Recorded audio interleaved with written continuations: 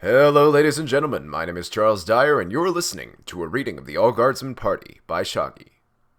Link to the full story will be in the description. I hope you enjoy. And as always, stay alive out there. So no shit, there we were, delivering the live zoanthrope we'd been hauling halfway across the galaxy, when instead of thanking us for our hard work and offering to buy us all beer, the Inquisitor running the facility placed us all under arrest. There ain't no fucking justice. We all stood there, paralyzed at the news that our boss, Inquisitor Oak, had been branded rogue, a traitor to the Inquisition. The mere fact that we were his subordinates damned us in their eyes of the Inquisition, and to make matters worse, we were apparently on the hook for just about everything we'd done since the start of our mission, as well as a few things we hadn't. Not that it really mattered what we had or hadn't done, since the motto of the Inquisitorial Court is, "A plea of innocence is guilty of wasting our time." It slowly dawned on each of us that unless something amazingly unexpected happened, our future would consist of a quick trial and execution, if we were lucky, that is. If we were unlucky, it'd be a long trial and even longer execution. Perhaps, inevitably, Nubby was the first one to come to grips with the situation, and before the Inquisitor had even finished telling us who his two Deathwatch Space Marine bodyguards to kill us if we attempted to do anything, the little trooper was volunteering to testify against Oak in exchange for clemency and also possibly a small cash payment. The Inquisitor responded to this outburst by briefly turning his unnervingly steady gaze to the cretinous little trooper, who suddenly forgot how to speak mid-sellout after a vague "uh-huh-ing" sound. Nubby sat down, gripping his head with one hand and making rude gestures at the Inquisitor with the other. The Inquisitor dropped Nubby from his attention and finished the Marine's orders with an apology for the indignity of the assignment and a promise to call an extra team down to properly arrest us when his ship returned in a few hours. Then, almost as an afterthought, he warned them that the little one is a psyker and will need to be put in one of the cells. Both of the Marines turned their bolters on Nubby and began advancing. There was a bit of confusion as Nubby, who was still incapable of speaking, attempted to hide behind the rest of us. Sarge, seeing an opportunity, grabbed the undersized trooper by his collar and proffered him up in advance to the advancing Marines, while Amy and Doc moved in front of Fumbles. Unfortunately, this brilliant plan was spoiled by the fact that the Inquisitor wasn't a gullible idiot. When the Marines returned with Nubby suspended by one augmetic leg, the Inquisitor let out a little sigh of annoyance, which was the most emotion that we'd ever seen from him yet, and told the Marines to stop embarrassing themselves and collect the one with the psyker coat. When the Marines returned with Doc, who'd hurriedly put on Fumble's coat, the Inquisitor let out another sigh and made a gesture. There was a little yelp from the back of our group as an invisible force yanked Fumbles into the air and began levitating him across the landing pad. Without another word of us, the Deathwatch Marines, the Inquisitor, followed our whimpering psyker into a large elevator where his non-superhuman flunkies were waiting with the demon throat. The elevator doors slid shut behind Fumbles and the Inquisitor with an ominous boom, leaving our landing party alone on the pad with the two Deathwatch Marines. After a few seconds of awkward silence, Amy pointed out that the Inquisitor was a colossal asshole. One of the Marines responded with a vaguely agreeable grunt, earning him an angry look from his partner. Then again, all looks look angry in power armor. The pissier of the two Marines tossed Doc in our general direction, then both of them trained their weapons on our little group and settled into comfortable guard stances. All around the pad, the AA guns that defended the facility came to life and turned to rest on our shuttle. We may not have been cuffed, placed in cells, or even properly disarmed yet, but all in all, it was very clear that we would not be going anywhere. Unless someone did something suicidally stupid, that is. Hopefully, that wouldn't have to be us. The old Guardsman Party in the Redacted Conspiracy. And so, to summarize our situation, we were sweating through our fancy but completely unarmored uniforms on a landing pad while two bolter-armed Deathwatch Space Marines kept us covered and watched our every movement like genetically engineered Superhawks, and since Fumbles was off enjoying the hospitality of the creepily monotone Inquisitor, our landing party consisted of all of us Guardsmen, the three Adepts, a very unhappy Jim. Armament-wise, none of us except Twitch and Nubby, who had a few party favors crammed into their pockets, were armed with more than our las pistols. We hadn't just left our pulse weapons behind, mind you, we just decided to leave them in the shuttle, where their techno-heretical nature wouldn't cause any problems if the Inquisitor running the facility had a rod up his ass. In retrospect, we might have underestimated the size of that hypothetical rod.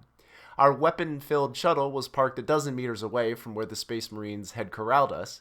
Aside from our cache of weapons, it was equipped with a multi-laser turret, which only Jim knew how to actually use, maybe enough armor to hold off a bolter fire, if the Marines made sure to miss the half-assedly patched Brightlands holes, and maybe enough fuel to get us back into orbit. Oh, and it also had Sergeant Gravis' stasis unit, but we didn't really see that as tactically significant. The facility we were on top of was your standard secret mountain base affair. You know, a landing pad and a bit of rooftop sticking out of a dangerously steep mountainside with Emperor knows how much stuff hidden underground. Its only real distinguishing features, so far as we were concerned at least, were the local climate, which was blisteringly hot despite the altitude, and the massive ring of anti-air turrets surrounding the landing pad. We weren't quite sure who was controlling said turrets or what their reaction time was like, but none of us felt like doing any experiments to figure that out. After our feeble plan to hold on to fumbles had fallen apart and we'd spent a few minutes stewing in our own juices on the landing pad, the true shittiness of the situation began to really sink in. Amy started cussing under her breath and steadily increased the volume until she was ranting like a street corner preacher. Nubby propped his oversized coat up as a sunshade. No poles were used. The thing was actually filthy enough to stand up on its own, and that was after it had been washed. And grumpily sat under it until waiting for his voice to return, and edging Amy on as best as he could with grunts and gestures. Sarge just stood stock still, muttering darkly to himself and ignoring everyone else, even when Doc tried to ask him for help subduing Twitch, who'd started pacing in circles and ranting about how he'd known it all along, how they were all in on it. Really, Tink and Doc were the ones who took it best. After an initial freakout, the medic took refuge in the familiar, if difficult, task of tranking Twitch before he had done anything explodey. Tink spent a few minutes smugly pointing out that while we had been arrested by the Inquisition, it hadn't been for tech heresy, and therefore everyone owed him an apology. He eventually realized that no one was listening and decided to sit down and play his drone controller instead. There was a tense moment as he drew the controller from his tack belt, but the Marines eventually accepted Tink's blatant lie about it being a data slate and didn't shoot him.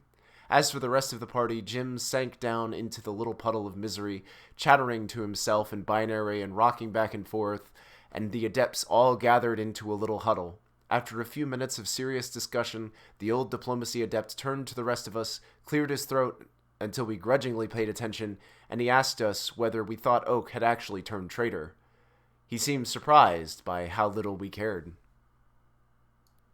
I mean, it's not like we thought that the question of whether or not our boss was a heretical mastermind that had been destroying the Inquisition from within wasn't important. We just didn't see how it was relevant to our current situation. Either A, Oak was a heretic, in which case the Inquisition would imprison, torture, and slowly kill us. B, Oak wasn't a heretic, but someone had framed him as one, in which case the Inquisition would probably imprison, torture, and slowly kill us, though they might apologize to Oak about it afterwards if everything was ever sorted out. C, Oak wasn't a heretic, and the Monotone Inquisitor was lying about the Inquisition ordering his arrest as part of some sort of conspiracy, in which case a bunch of political backstabbers of a shadowy cabal of heretics would imprison, torture, and slowly kill us. I'm sure that you can see the common theme here. As far as we were concerned, the question of our Inquisitor's moral status was academic and was therefore something that could be left to the academics while we focused on more important issues, specifically how we were going to avoid being imprisoned, tortured, and slowly killed. The old diplomat got a little huffy with us and said some very hurtful things about our attention spans and our intellectual capabilities as compared to those of a bunch of drunken orcs. Eventually, though, he calmed down and announced his and the other adepts' certainty that Oak was innocent. Sarge, who was in just about the worst mood any of us had seen in him, responded with bitter sarcasm, which the diplomat returned with interest. The situation had all the markings of a really good argument, and lacking anything better to do, we all gathered around to watch the fireworks, but then Tink spoiled everything by asking whether we should tell the Inquisitor everything about the zoanthrope before he finished taking it out of the stasis unit. Well, you better believe that caught everyone's attention, including the two Death Watch Marines who could apparently hear everything that we were saying. The less pissy of the two Marines, whose only distinguishing feature was a yellow-edged pauldron with a cartoon heart on it, took a few steps towards us. This paused when he realized his companion wasn't moving. The other Space Marine, who sported a sort of pointy black cross on white background, just shook his head, and Heart Marine sheepishly shuffled back to his guard position as we all huddled around Tink's drone controller.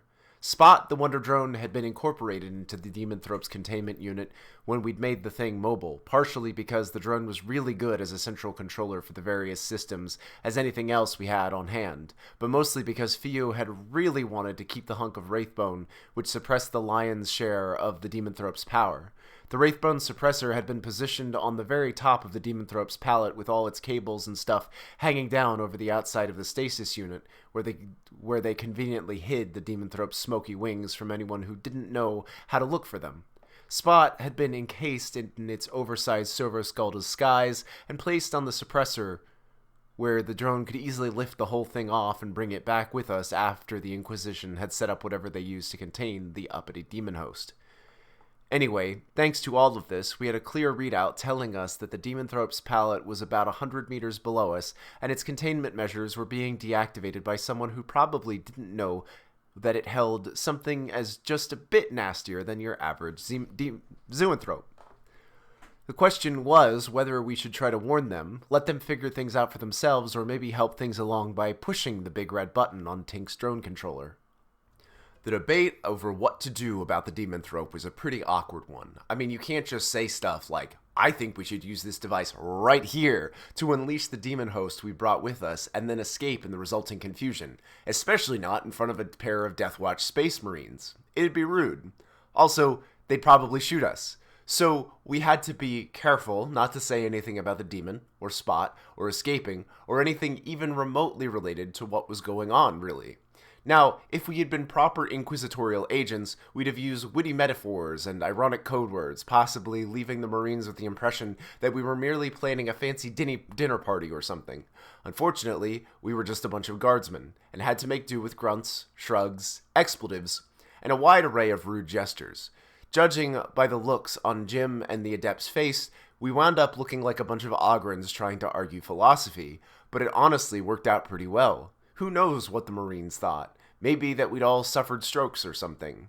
Anyway, skipping over a whole lot of nigh incomprehensible arguing, we eventually decided that the odds of us surviving the Demonthrope's breaking loose were even worse than what we'd get with an inquisitorial trial. Unless, that is, the bug only broke partway out, and they pinned smuggling a demon host into an inquisitorial facility on us, along with everything else. Put together, it was enough to convince Sarge that our best option was to fess up to the Demonthrope's true nature, and hope we got bonus points for saving whichever idiot was in the process of releasing it. That decided, Sarge stood up, walked towards the Marines until they ordered him to stop or be blown full of holes, told them that the Zoanthrope that we'd deliver had been possessed by a demon, and asked them to warn the Inquisitor not to mess with its containment. Heart Marine called him a liar, and Grumpy Marine called him a heretic. Sarge made 3 more spirited attempts to convince the Deathwatch Marines, but the closest that he got to success was briefly arguing with Heart Marine over whether or not a Tyranid could be possessed by a demon. That ended with the Marine calling Sarge an idiot for trying to lie about Tyranid biology, as someone who'd fought one. Sarge made 3 more attempts to convince the Deathwatch Marines, but the closest that he got to success was briefly arguing with Heart Marine over whether or not a Tyranid could be possessed by a demon. That ended with the Marine calling Sarge an idiot for trying to lie about Tyranid biology to someone who'd fought them for 3 decades, and Sarge giving up the argument in disgust. After that failure, and operating in pure desperation at this point, our fearless leader decided to see if just offering the raw facts to the Marines would work. He called Tink over to show them the readouts from the Demonthrope's pallet. This resulted in the Space Marine calling the Inquisitor to tell him that we had some sort of remote connection to the pallet, and Spot's signal being jammed. The whole time this was going on, the Diplomacy Adept just stood there, shaking his head, running an increasingly bitter play-by-play critique under his breath. when it finally ended with Sergeant Tink both vowing to just stand there and laugh while a demonic bugs killed the Marines. The old diplomat walked out to Sarge and congratulated him on having learned absolutely nothing during his month of diplomatic tutoring sessions. Sarge suggested that the adept go talk to the 3 Marines himself if he was so smart, and got told he should have thought about that before cramming his foot so far in his mouth that he'd started shitting toes. After the shocked pause from that remark, Doc asked if he could have a turn. Both Sarge and the diplomacy adept told him they didn't care anymore. So while the diplomat and Sarge glared at each other and the rest of us began laying plans for taking advantage of the inevitable Demonthrope escape, Doc walked over to the 2 Deathwatch Marines and tried to convince them that we totally weren't heretics. Between the fact that Doc was just about the opposite of a confident and persuasive speaker, and that the Deathwatch Marines being a pair of 3-meter-tall killing machines with glowing red eyes and permanent expressions of angry disapproval, the whole thing was rather comically pathetic. Our medic stammered and nervously giggled his way through an explanation of how we had no idea what was going on with our Inquisitor or what sort of experiments were going on in this facility. We'd just been following what had been, at the time, perfectly legitimate inquisitorial order like a bunch of good little guardsmen. And then our astropath had exploded, and every time we tried to get a new one, people attacked us, and we really had no other option aside from following our original orders, and so on. The whole time, both the Marines just stared at him as if eyeing a small, furiously yapping dog and debating whether or not to laugh or punt it over the horizon. Doc finally began to run out of steam when he got to the parts about the space station, because there was no denying we'd shot everyone and exploded and melted a bunch of loyal Imperial subjects, which is something that's sort of hard to wave off as just an accident, even if it totally was. Although there was just no way to explain the whole thing to the warp fungus without sounding like either a liar or a total madman, he stuttered to a stop, stared at the impassive Space Marines for a few seconds, then in a burst of sudden confidence announced that at least we definitely hadn't murdered any Space Marines. In fact, except for the one that had gotten skewered by the Hive Tyrant, all of them were still alive, and he could prove it since Sergeant Gravis was currently in our shuttle. Upon hearing Doc's statement, Hart Marine rocked forward a step, paused for a few seconds to have an inaudible argument with his partner, then finally told the medic to show him Gravis. A few minutes later, they came back out, collected the still freaking out Jim, then wheeled Gravis's stasis unit onto the landing pad. As the 2 Deathwatch Marines huddled around the stasis chamber and inspected what was left of the occupant, we felt a sudden surge of hope that we could convince them to at least keep the Inquisitor from releasing the Demonthrope. Then Grumpy Marine spun around, shoved his bolter in Doc's face, and asked why Gravis was imprisoned in a stasis field and what sort of heretical experiments had been planned for him in this facility. Doc didn't wet himself, but it was a near thing. Not being a good bullshitter, our medic-turned-diplomat fell back on the only thing that he was certain of, the precise details of Gravis's injuries and subsequent treatments. The 2 Deathwatch Marines seemed rather taken aback by the sudden tide of completely incomprehensible medical jargon, and after a few seconds of glowering, they stepped back to their impassive guard positions. Doc, having no idea whether this meant they were listening or not, kept on babbling while the rest of us watched and grew more and more antsy. Luckily, before any of us ran out of patience and did something to screw everything up again, the 3rd of the Deathwatch Marines arrived. This Marine was different from the other 2. In addition to the colorful shoulder badge with a comet on it, his black armor was decorated with white bits, and he was carrying what even us uneducated guardsmen could recognize as apothecary tools. He came out of the base's elevator in a dead sprint, skidded to a stop in front of Gravis's stasis unit, and began bellowing questions at Doc. As Doc finished his explanation for the 2nd time, the apothecary turned to the other 2 Marines, and the 3 of them began arguing. They were using their helmet comms, so we couldn't hear a word of it, of course, but it was obviously a very heated argument, and since we had a lot on the line, and were bored, we decided to see if we couldn't listen in. Approximately half a second after Tink managed to get his drone controller tuned to the comm frequency and started working on cracking it, all 3 Marines turned to face us, and Jim sprinted over. The tech priest yanks Tink's controller away and suggested that if we wanted to die, shooting ourselves would be far more pleasant way to go than getting caught in a half-assed attempt at etheric warfare. Tink eventually got his controller back, but only because Sarge promised not to let him use it anymore. Anyway, the Space Marines resumed their argument after that little hiccup, and after another few minutes of agonizing wait, seriously, it had been about 20 minutes since we'd received the warning about the Demonthrope's containment being disabled, they apparently reached a decision. The apothecary announced in his intention to temporarily relieve Gravis and obtain testimony from him. Doc asked how this was possible, Gravis's lungs being rather non-functional, see cut in half, in addition to the whole being comatose thing. He was told to stop asking questions and be ready to assist as needed. Doc had a few seconds to swell with pride at the thought of assisting an actual apothecary in the treatment, and was then nearly crushed as the Space Marine began unloading 100 kilos of oversized medical equipment onto him. Everything was laid out. Doc was sprayed with Astartes-grade disinfectant, which didn't quite cause him to run screaming in unbearable pain, and the stasis unit was deactivated. The final part of Gravis's revival went about how you'd expect a medical operation being carried out by a centuries-old superhuman to go. Afterwards, Doc spent something like a month talking about how great a surgeon the apothecary was, how amazing all the little medical toys he used were, and what an honor it had been to be allowed to observe and assist in the operation, even if all he'd been allowed to do was hold a few things, one of which he very nearly dropped, and dispose of a few vials of biotoxin, which, lacking a biohazard disposal bin, he just threw off the landing pad. Anyway, in a startlingly short amount of time, Gravis had been injected, implanted, drained, and a dozen other medical things, and then the apothecary deftly popped the torsified Space Marine out of the power armor which kept him alive for so long. I can't really say that what we'd expected the next step of the process to be, perhaps something involving some sort of super-powered stimulants and a blink twice for yes or something. In any case, we certainly hadn't expected the apothecary to pull out a length of cable, jack one end into his helmet and the other one in those weird black sockets on Gravis's spine.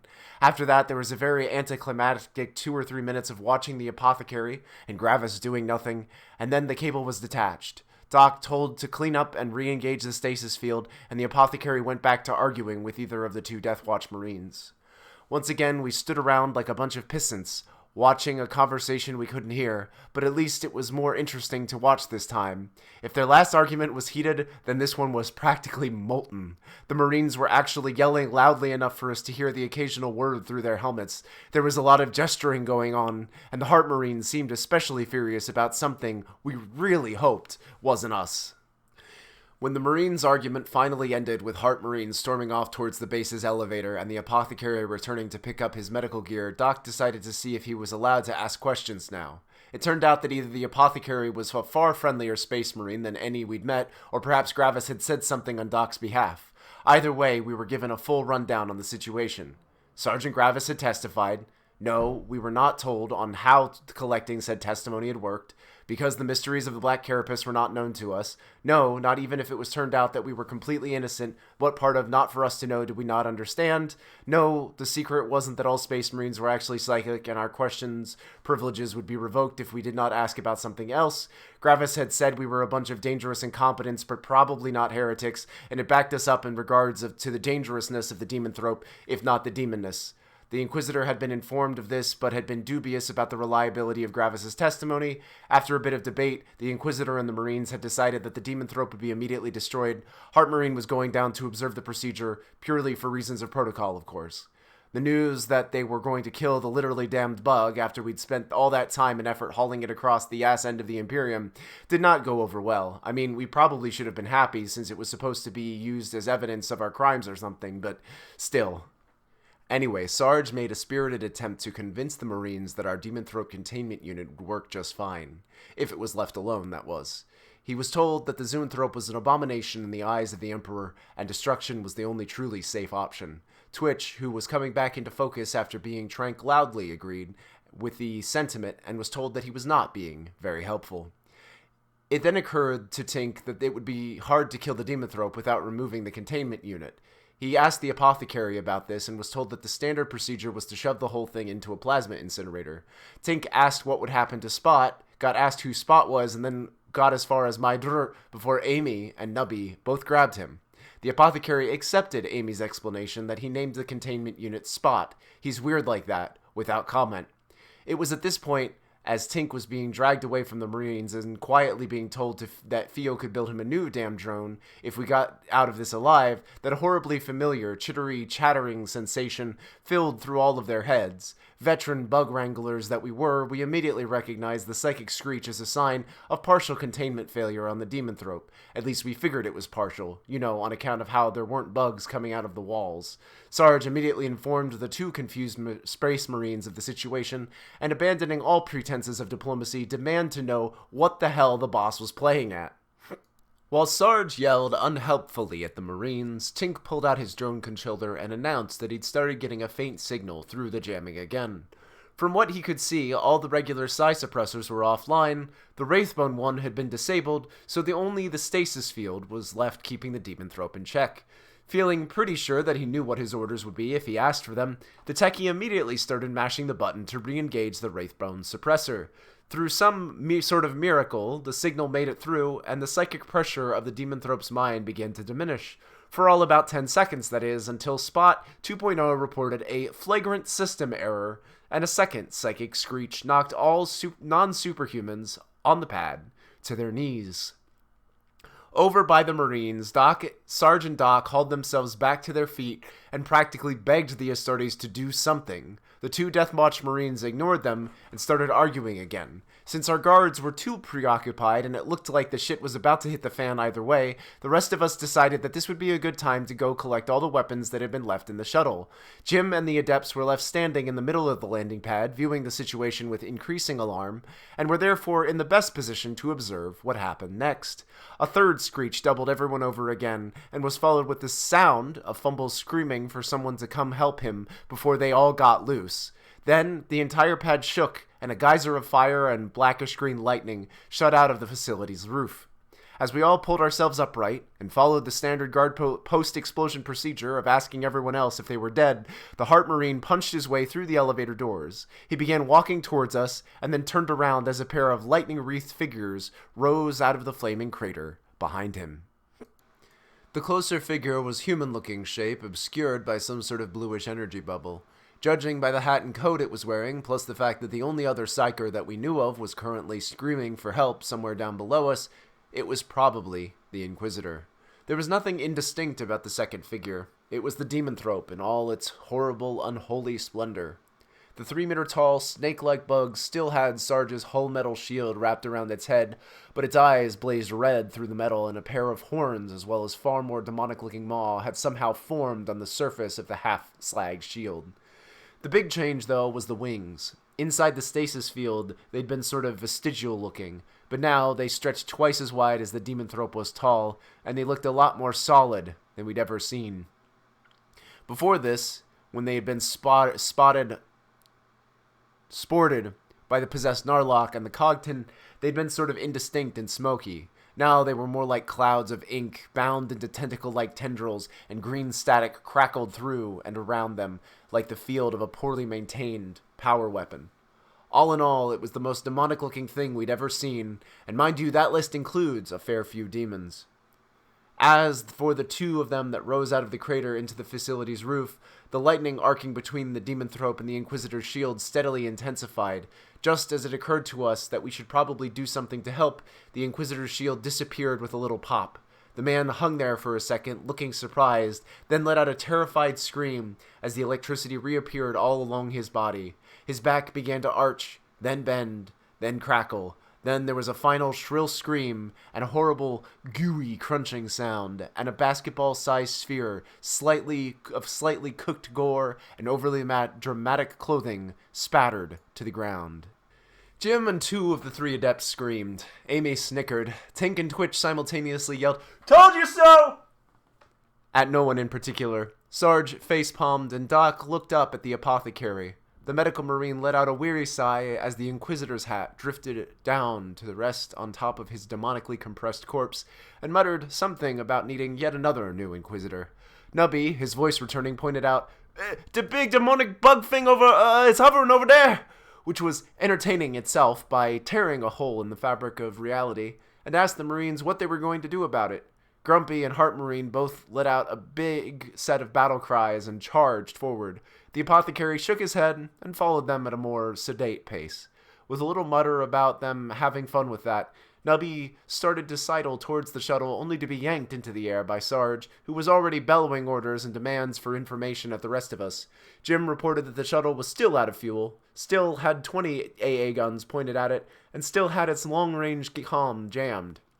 Tink checked his controller and said that his drone was coming back online and that the Wraithbone suppressor might be salvageable if he went down to fiddle with it. Sarge digested this, and then declared that since running away and calling for reinforcements weren't viable options, our only real choice was to kill the bug. The problem with this idea was that none of us had any desire to go toe-to-toe with something that could compress someone into paste with a glance. Luckily, there were still 3 crazy bastards in power armor who would do it for us. All we needed to do was figure out a way to help the Marines without getting ourselves horribly killed in the process. A short debate was held, and by the time that the Death Watch Marines had opened fire, a new plan had been formed. It was decided that Sarge and Amy would stay on the surface. They'd do their best to assist the Marines, probably by picking off the small tide of demonids that started pouring out of the newly opened warp rift, and try to avoid drawing too much of the Demonthrope's attention. Meanwhile, Tink would go retrieve his drone and the Wraithbone suppressor and then try to figure out a way to weaponize it, while Nubby would do the same thing with Fumbles. Twitch would support them and lend his skills to the whole weaponizing thing, and Doc would go along to make sure that nobody did anything retarded, which technically made him the man in charge. Doc was not thrilled with this assignment. Finally, Jim and the Adepts were told to go do something useful, like getting the A-guns sorted out, or unjamming the long-range comms, or finding some sort of holy artifact stored in the case marked "in case of demonic incursion, break glass." Anything that got them out of line of the fire, really. They accepted their orders without complaint and scampered off after Doc's team towards the partially destroyed elevator into the base. Those of us in Team Doc climbed through the hole the Heart Marine had punched through the elevator's doors. Inside, we discovered the reason for the Marine's violent exit. The elevator's car appeared to be stuck about halfway down the shaft, and all the lights and control panels were dark. There was a maintenance ladder on the far side of the shaft, which, judging by the massive hand and foot-shaped dents in its rungs, the Marine had used to get back to the surface. We noticed that a few of the rungs had either broken or been ripped entirely out of the wall, but the Space Marine weighed a lot more than us, so we figured it was probably safe and began climbing down. Jim and the Adepts were a little bit more dubious, but they eventually gave up looking for other options and followed us. After Twitch popped a rung loose, which barely missed Doc, and dropped half a level, they decided that whatever they were going to do could probably be done on the first level and hastily exited the shaft. We asked them to look into fixing the elevator while they were at it. The signal from Spot and the volume of Fumbles' periodic, incoherent psychic shouts peaked 3 levels below the stuck elevator, and we decided to exit the shaft. Tink suffered a minor heart attack as the first thing he saw after prying open the doors was a pair of turrets aimed at his nose. Luckily, they didn't seem to register him as a threat, and the rest of us managed to catch the techie as he reflexively dodged backwards into the shaft. After a little debate over whether the turrets were just waiting for us to let our guards down, which ended with Nubby tossing a half-eaten ration bar at one of them to see if they returned fire, we all climbed through the doors. We found ourselves in a short hallway that ended with a second pair of turrets and an impressive-looking security door. Another debate was started over whether the turrets would attack us if we tried to plasma the door open, but Doc resolved the issue by checking the door's controls and discovering that it wasn't actually locked. In fact, none of the doors we ran into on our way into the base were locked, and the turrets were just as immobile as the AA guns on the surface had been, which was both convenient and disconcerting as hell. I mean, we just delivered a demonically possessed zoanthrope to the place. Who knew what sort of shit was penned up down here just waiting for a chance to escape? Well, actually, the recently squished Inquisitor had probably known, since judging by the ransacked appearance of the facility, he'd been spending the last week or so gathering up everything in the place as evidence of heretical experiments or whatever. He was a bit too busy being an asshole, also dead, to share information with us, though. Anyway, none of us, not even Twitch, had time to spare worrying about what was in the basement and the base, or why its security was offline, because we could hear and feel the battle going on back up on the pad. We followed Spot's signal, rushing through hallways across recently stripped storage rooms without incident, until we finally reached a security door with a piece of paper that said evidence storage taped to it. We opened the door, which led to yet another turret filled hallway at the same exact instance as some sort of 8-legged augmetic-covered lizard monster came through the far door. We looked at the lizard monster. It probably looked at us. Something in the room behind it exploded, and then Nubby slammed our door back shut. A bare second after the door slid closed, something slammed into it, leaving a large outward dent in the metal. This was followed by the sound of 4 turrets beeping to life and a sort of general fracas as they and the lizard monster sorted out their differences. Nubby, his fingers still held firmly on the close button, suggested finding another way into the evidence room, or at least waiting to see if the turrets won. Doc, feeling like he should do something leadery, announced that there probably wasn't enough time, so we'd have to open the door and deal with the thing. The rest of us agreed, but the question of just how to do it was up for debate.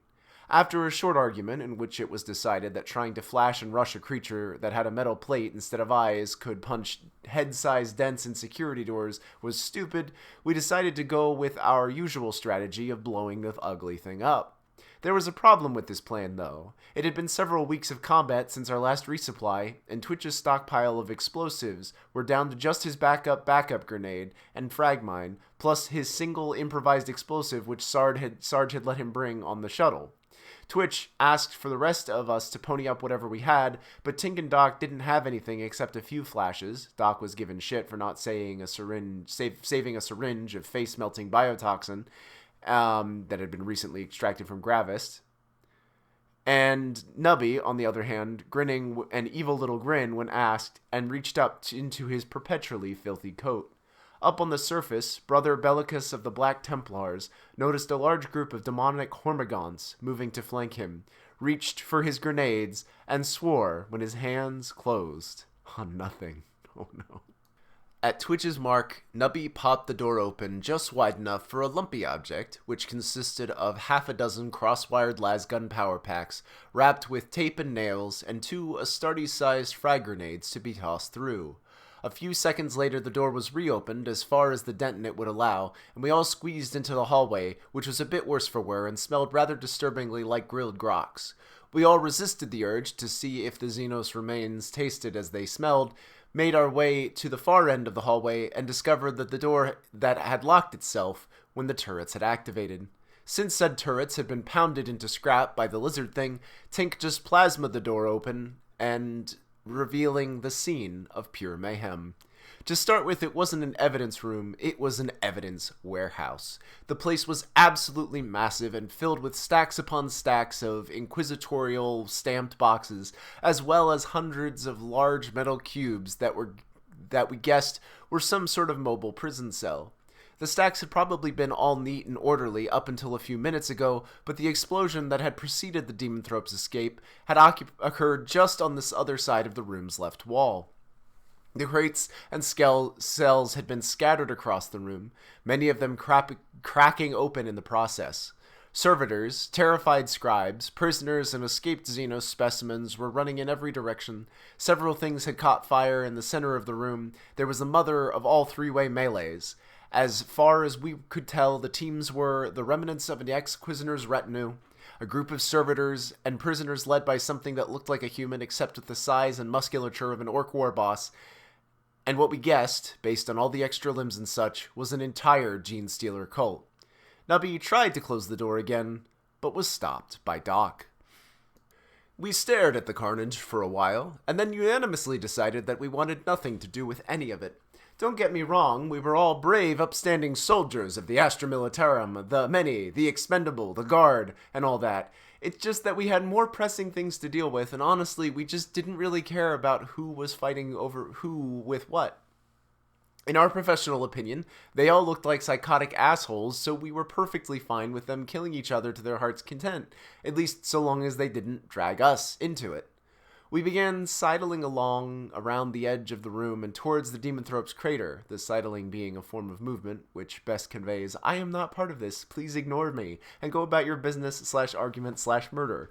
It took a little bit to find our way through the scattered evidence boxes while simultaneously trying to keep as much cover as possible between us and the melee, but aside from the occasional stray shot whizzing by or still warm corpse lying in our path, we managed to avoid most of the locals. There were only 3 real interruptions in our progress. The first was when a terrified man we recognized as the scribe that had accompanied the Inquisitor on the landing pad nearly ran into us. Twitch shot him on reflex, and the rest of us refrained from commenting. The second interruption was a little more eventful. The giant man-thing in the middle of the room bellowed, a cell crashed into the wall ahead of us, and something tentacular began to worm its way out. Twitch shot this interruption on reflex too, but this time we all joined in. After a few volleys, the tentacles retreated into the cell. Twitch tossed his frag grenade in after them, and we continued on our way. The last interruption occurred as we neared the crater entrance, and did not begin with Twitch shooting anyone, but that was only because Nubby grabbed his gun.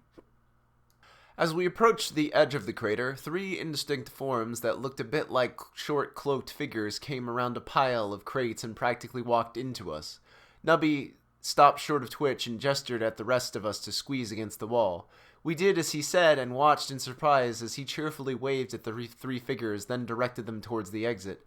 There was a greasy croaking sound, a whiff of something absolutely vile, and then the figures just vanished into thin air. That was a little disconcerting, but Nubby told the rest of us that it was fine. The cloaked Whatsits were bendies, and they were wonderful people. For horrible mutant Xenos, at least. Apparently they hung out in the sewers on some hive world and were a great way to get rid of things. You know, like prescribed substances that no one would buy, or pieces of equipment that you just happened to have found lying around on the battlefield, but turned out to have belonged to the commissar, and now you had your fingerprints all over them. Also bodies. Great for getting rid of bodies. Anyway, wonderful people, he said, aside from the smell. The rest of us eyed Nubby, who had never intentionally bathed or changed his underwear in his life, and whose breath could tarnish ceramite, and decided not to comment. Shortly after that slightly disturbing encounter, we reached the gaping hole that had been blasted into the room's wall.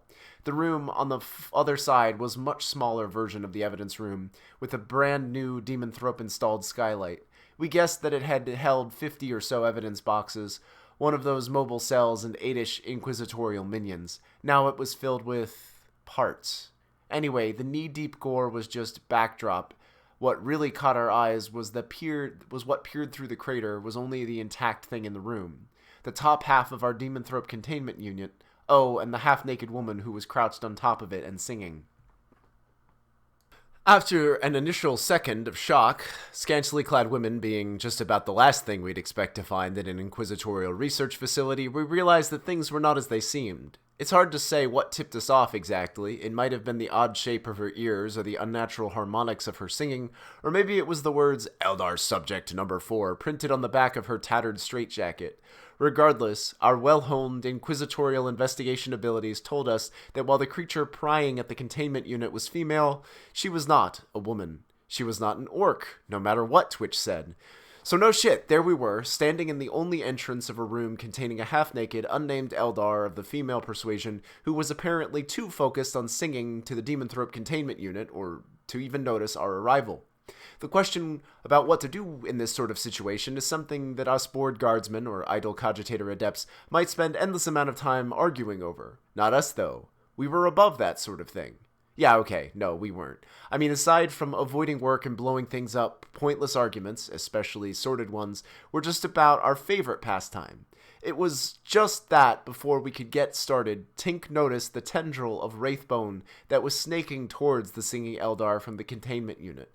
Before any of us could stop him, the techie stepped around the corner, raised his plasma gun, and told the Xenos to stop messing with his stuff and get her own damned Wraithbone. Nubby snickered, Doc groaned in exasperation, and Twitch pulled Tink out of the way of the bolt of lightning the Eldar flung at him. We all reflexively ducked into cover as 2 more lightning bolts shot through the hole, and when we peeked around the corner again, the entire back half of the small room was filled with opaque mist. The next minute or so were spent calling Tink names. This was not the most productive use of our time, but none of us were dumb enough to try running into the mist and dislodging the Xenopsyker. Doc was especially miffed, since his whole job had been to stop the rest of us from doing something like this, and Tink kept using that as an excuse for why this wasn't his fault. Anyway, another minute or so of juvenile arguing, it became apparent that the Eldar's mist wasn't going to just dissipate on its own, and something proactive needed to be done. Unfortunately, our options were sort of limited. Tink proposed a flash and clear, but the rest of us had bad memories of the last time we tried that on a prepared psyker, and made it plan B.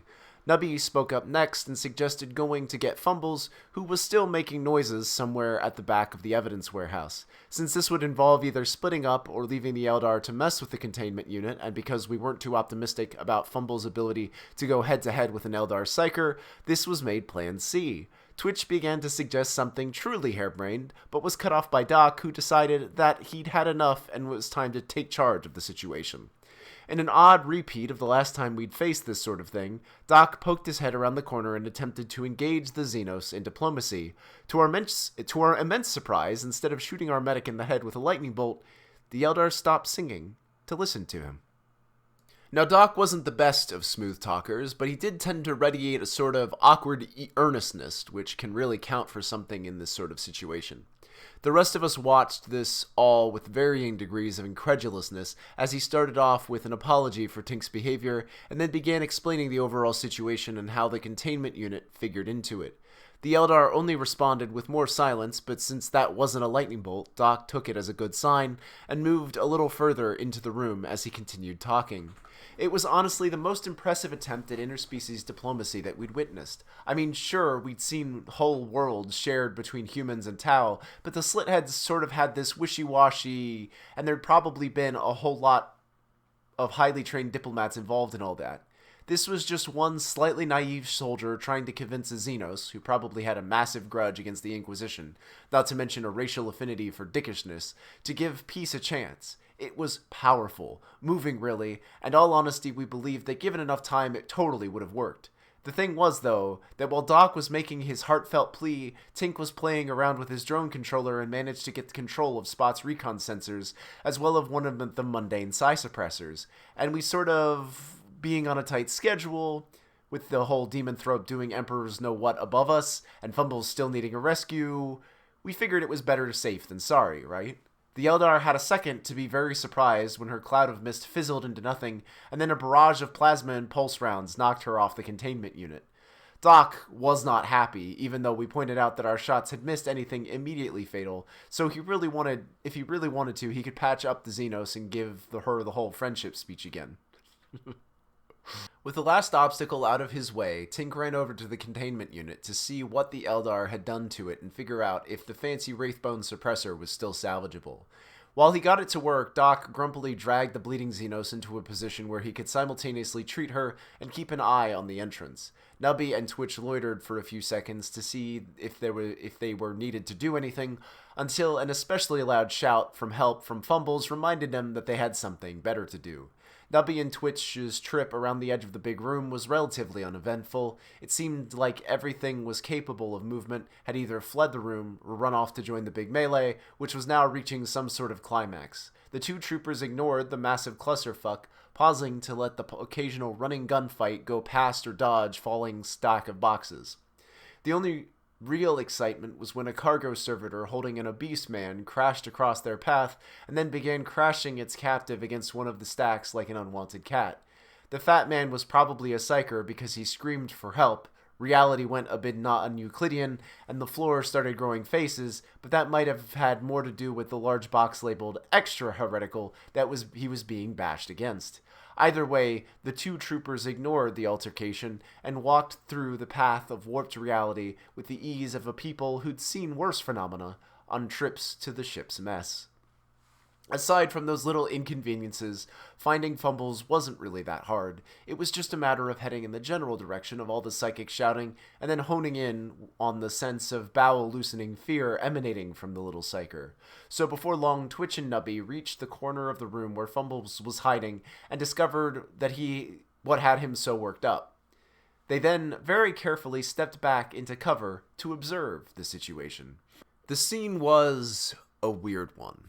Fumbles, or some other scrawny little psyker that periodically flickered in and out of visibility and radiated fear, had been chased up a large pile of boxes by a mob of small green figures that looked vaguely like Nubby. The Gretchens were taking turns climbing up the pile and then fleeing back down as Fumbles' aura of terror overwhelmed them, but that sort of behavior wasn't anything too unusual given their racial affinity for cowardice. It was their boss that was the weird part. You know those really secure prisoner transport thingies, like all the straps holding someone to a gurney, along with a face mask that's made of padlocks? Dial that to 11, replace the gurney with a hand truck being pushed by 3 Gretchens standing on each other's shoulders, and replace the prisoner with a raving orc, Weird Boy, surrounded by an aura of crackling green lightning. And when I say raving, I mean it. The Weird Boy could speak Gothic, seemed to be using his mouth to compensate for being unable to speak or move anything else, and from the sound of it, even by orc standards, completely batshit insane. It was hard to keep track of everything he was saying, but the minute or so Twitch and Nubby were listening, the primary theme seemed to be that he wanted Fumbles' head. Literally. You know, like attached to his shoulders with stitches and stuff. He even had a Gretchen with a surgical mask standing by. From what they could tell, his motivation for this had something to do with 2 heads being better than 1 and being the secret to the brainy Umi's power. So yeah, totally nuts and very frustrated with Fumbles, who was doing rude things like refusing to come down to be decapitated or claiming that he was only a figment of the orc's imagination. Now, as amusing as it would have been to stand there and keep watching the orc boy arguing with Fumbles, it just wasn't in the cards. Shortly after Twitch and Nubby arrived, the weird boy ran out of patience and announced that Fumbles had, "Till the count of 4, to come down here or I'm gonna squig you." Up to this point, Twitch had been muttering to himself about how he'd known it all along, and Nubby had mostly been trying to figure out if the box he was hiding behind, marked probably not heretical, had anything tactically useful and or valuable inside of it. It didn't. But this new time limit kicked them into gear. Both troopers raised their weapons and got ready to shoot the weird boy as soon as it finished counting and began drawing on its notoriously unstable powers. Over the next 20 seconds, the orc, and its help of his Gretchen horde, managed to count up to 2, then skipped to 5, got confused at 8, went back down to 6 to try another, and finally decided to skip ahead to 13. Nubby and Twitch lowered their weapons again. Since there was apparently enough time to do something more clever than just spraying and praying, Twitch brought out the mechanical action mine that was his last remaining explosives. For his part, Nubby began waving at Fumbles while concentrating on the thought of turning Twitch invisible while he planted the mine on the still counting weird boy. Fumbles noticed the waving and caught on pretty quick. The little psyker faded back into visibility, screwed up his face in concentration, and Twitch faded out. The demolitions trooper moved fast, which is why he was only 5 meters from the weird boy, when a violent burst of energy from the warp smashed into Fumbles' mind, sending him reeling. Twitch swore as his invisibility fizzled, hucked the mine towards the weird boy like a frisbee, and sprinted back towards Nubby as the little trooper opened fire on full auto. Several things all happened at once. Twitch's mind bounced off the thick metal band restraining the weird boy's head, sailed off in a random direction, was snatched out of the air by an over-enthusiastic Gretchen, and promptly exploded. The force of the blast knocked the weird boy's dolly over backwards, taking the orc out of Nubby's line of fire and crushing the 3 Gretchens that had been pushing it. Nubby adjusted his aim, but as he did so, the orc psyker bellowed something. Somewhere in the back of the Gretchens, one of them exploded in a shower of green sparks and a small cloud of acrid smoke. The rest surged forward at a high-pitched "Wah!", intercepting Nubby's fire and closing the gap surprisingly fast. Nubby held the trigger down until Twitch reached him. Then they both did some quick math, decided that 30 and an enraged weird boy to 2 odds weren't in their favor, and cheesed it. Now, despite what it looked like, this was not a cowardly retreat. It was actually a carefully planned tactical maneuver to distract the enemy from the true objective, or at least it turned out that way in any case. Veteran retreaters that they were, Twitch and Nubby easily outpaced the Xenos and broke contact long enough to come up with a plan and split up. Twitch stayed on the path they'd been following. He found a nice firing position and started shooting the Gretchens as they came around the handy corner, racking up 7 kills without any real trouble.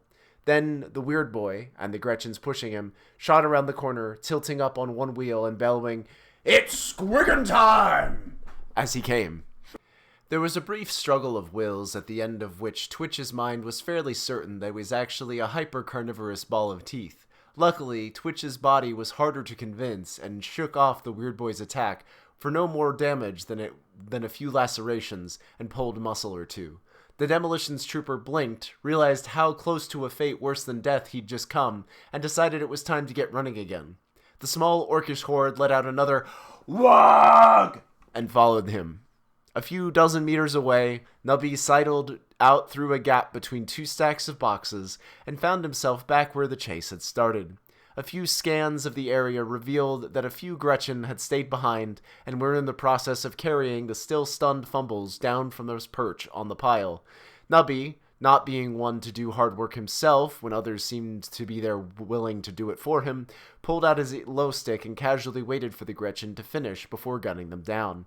Then, his heroic rescue completed, the little trooper wandered over to Fumbles and checked the psyker's status by prodding him in the ribs a few times.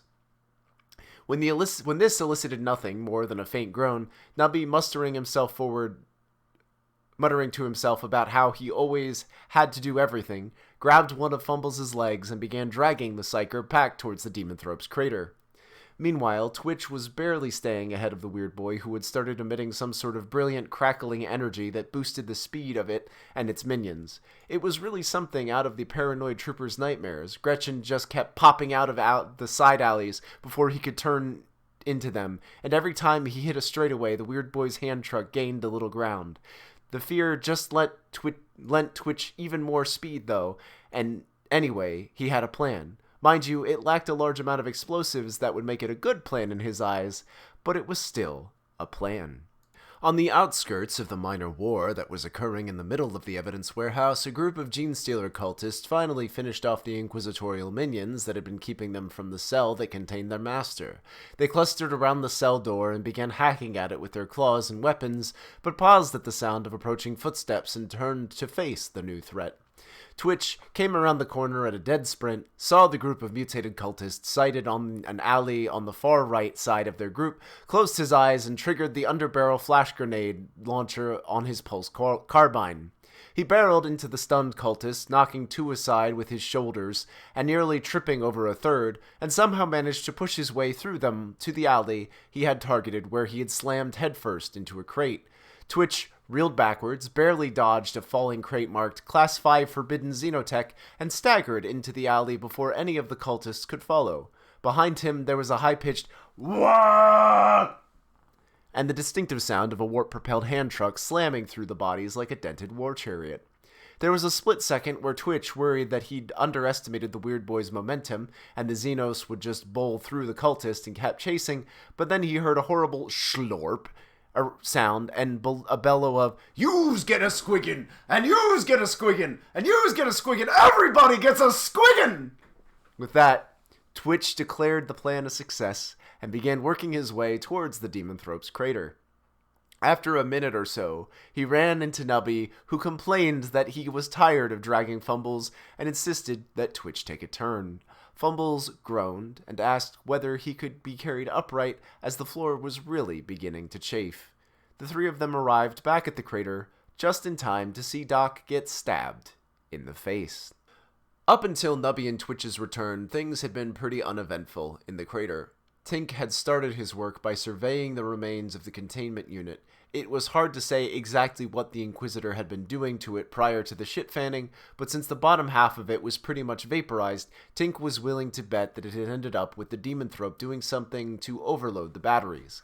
Luckily, though, the top half was pretty much intact, and that was where Spot, the fancy Wraithbone suppressor, and a single mundane Psi suppressor had been mounted, so he got to work on prying those free. While Tink worked, he tried to figure out what to do with the stuff once it was pried out. His original orders had been, go get your Wraithbone thingy and, I don't know, figure out how to turn it into a gun or something. But he wasn't exactly sure how to do that. In fact, he really had no idea how the extra powerful suppressor worked, and was pretty sure that Theo didn't actually know either, despite the little Xenos being the one who had created the damn thing. All Tink knew was that the Tau thingy made the Wraithbone thingy project some anti-Psi thingy, and if you connected tendrils of Psi-conductive material to the device, you could spread the anti-Psi around a little bit. Anyway, his original plan had been to just pull out Spot, fix anything that was obviously wrong with it, and the Wraithbone suppressor, and then maybe make a net or something out of the tendrils. The problem was that the tendrils were completely gone, and even worse, the stupid Eldar had been doing something to stretch the Wraithbone out like taffy. What had once been a cinder block-sized brick was now a vaguely phallic-looking object about a meter long, and while Theo's device was still intact, it no longer fit properly. Lacking any real idea what to do, Tink decided to just go ahead with pulling and fixing and just hope that he'd spontaneously think of something clever. Tink still hadn't thought of anything by the time he'd finished prying everything loose, so he screwed around for a few minutes, setting up the mundane psi suppressor next to Doc so the medic would stop bugging him about it. While he did this, the techie debated pulling out his plasma gun and telling the Eldar to return the Wraithbone to its original shape or die. Doc was against the idea for various reasons, and there was a brief argument which ended with Tink asking the highly inappropriate question of why the Xenos had reshaped the Wraithbone into an giant stone dong. Doc impatiently told the techie that she was probably making a spear or something, and suggested that he get back to work. Doc's response triggered something in Tink, imagination, and the techie got thoughtful. Then he got even more thoughtful. Then he went over to his drone, lined up all the parts in a new orientation, and started snickering. And that's why, at the end of things, it turned out to be our anti-demonthrope weapon was Spot the Wonder Drone, with an amusingly shaped, Wraithbone spear-shaped strapped to its undercarriage, like a battering ram or a bayonet or, well, a lot of other non-phallic things. Anyway, Tink got to work strapping things on and just bending the shit out of Theo's device until it fit the new shape, and the whole time this was going on, Doc continued watching the door and working on his patient. The medic's time at the bottom of the crater was even less interesting than Tink's. For the most part, at least the Eldar wasn't in great shape. Plasma and pulse rounds are nasty enough when you're in full armor. Taking a barrage more or less naked is not good for one's health. Still, though, they were the sort of wounds the Doc was good at treating, and he did a fair job of patching her up. Hell, he even cleaned all the gore and the debris off the area of the floor he was operating on. If that's not quality service, I don't know what is. Doc did good work. Half cauterized wounds were sprayed with sealant. The 2 bags of Inquisition Torturer brand Xenos Blood Substitute, non-fatal over 60% of Xenos scum, extend your torture experience for weeks, were administered. A completely mangled arm was removed and tossed into a corner somewhere, and a bunch of other boring medical stuff was done. For the most part, the Eldar just laid there unconscious, but after a while she started twitching and emitting a bit of random psychic noise, which was distracting enough that Doc asked Tink to rig up the regular psi suppressor nearby. This was as far as the interruptions from his patient went, but there were also 3 or 4 occasions where Doc had to drop his bandages and pick up his weapon. Honestly, these interruptions weren't much more interesting than medical procedures. Most of the time, it was a matter of something poking its head around the edge of the hole in the wall, and then scampering away after Doc sprayed a bit of suppressive fire in its direction. The only times when it didn't work was when a lucky shot took the head off of something that might have been a small Kroot hound, and when a heavily armored but armless servitor plodded through Doc's fire pretty much seemingly without notice, looked around for a few seconds while he reloaded, and then walked away. So yeah, things were pretty dull for Doc, right up until his patient woke up, that is. You know how in stories the beautiful female patient will wake up, meet her doctor's eyes, and then smile and say something about how she must be dreaming? Yeah, that didn't happen. Doc looked up at the sound of approaching footsteps and set aside his scalpel in favor of his carbine, but relaxed when he saw it was only Nubby and company. When he looked back down, the scalpel was in his patient's remaining hand and was darting towards his eye.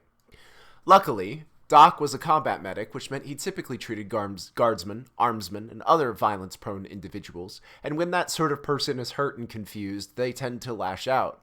Over the course of his career, he had his arm broken, been jabbed in the thigh with a fistful of tranq ampules, received a small caliber bullets to the chest and helmet, and had been socked in the face at least 24 times. That sort of experience builds up some serious reflexes, so when the wounded Eldar tried to stab Doc in the eye with his own scalpel, the medic was flinching backwards and raising his arm to block before he'd even registered what was happening.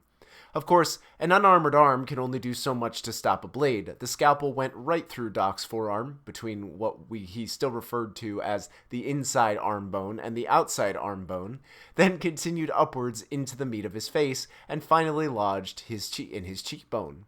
Doc swore and reeled back with his arm pinned to his face, but was still a lot better than getting stabbed in the eye. The Eldar followed up her attack with a grab for Doc's pulse carbine, but it was still on its strap, and Doc's pinned arm was in the way. Doc swore again as the gun caught on his arm and twisted the scalpel in his face, and countered by punching the uncooperative Xenos in the nose with his free hand.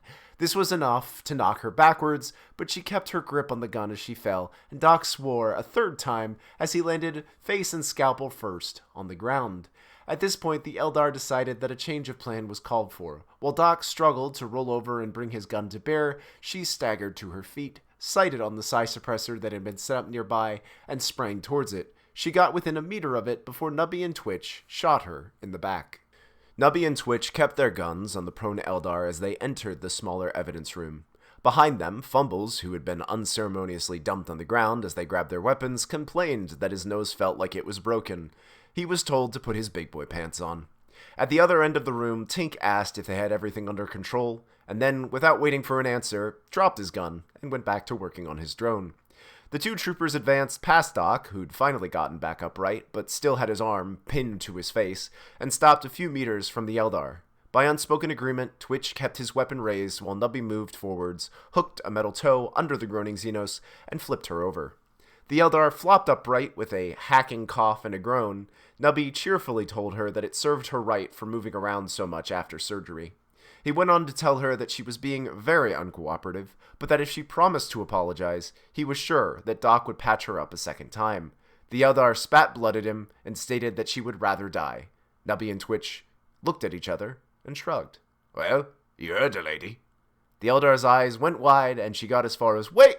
before Twitch and Nubby fired. Over where he was working, Tink let out a surprised curse and began loudly complaining that there were bits of brain all over Spot's new external battery unit.